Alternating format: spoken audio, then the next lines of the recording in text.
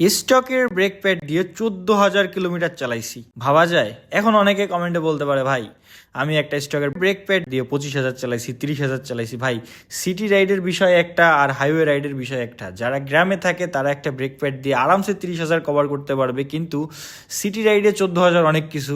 এখন যারা engine brake করে শুধু তারাই জানে আসলে ব্রেক প্যাড কেন কম খরচ হয়। আমার পিছনের ব্রেক প্যাডটাও আপনাদেরকে দেখাই দিচ্ছি। তো আমার সামনে বলেন পিছনে বলেন, দুইটা ব্রেক প্যাডই একদম কম ক্ষয় হয়।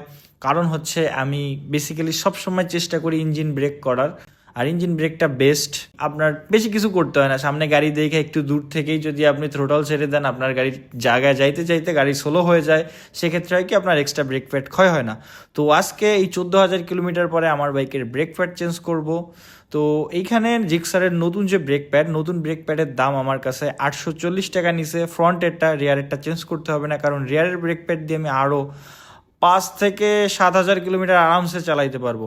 তো একটা জিনিস আমি নোটিস করছি, সেটা আপনাদের সাথে শেয়ার করি। সেটা হচ্ছে আমি ব্রেক প্যাড চেঞ্জ করার পরে যে বিষয়টা খেয়াল করছি, সেটা হচ্ছে যে নতুন ব্রেক প্যাডটা একটু কম ধরে বা ব্রেকটা ঠিকঠাক মতো ধরে না। এরও কারণ আছে, আমি ডিটেলসে বলে দিচ্ছি আপনাদেরকে।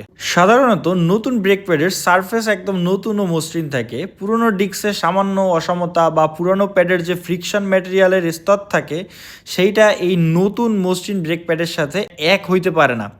তাই শুরুতে প্যাড পুরোপুরি ডিস্কের সাথে সমানভাবে কন্ট্যাক্ট না করতে পারার কারণে এই প্রথম 1-2 দিন বা প্রথম কিছু সময় রাইডে ব্রেকটা মনে হবে যে কম ধরতেছে। কিন্তু কয়েকবার স্বাভাবিক যখন আপনি ব্রেক করবেন, প্যাড আর ডিস্কের কন্ট্যাক্ট সারফেস যখন ভালোভাবে ম্যাচ করতে শুরু করবে, এরপর আপনি একদম সাধারণ যে একটা ব্রেকিং পাওয়ার, ওইটা আপনি আস্তে আস্তে ফিল করতে পারবেন।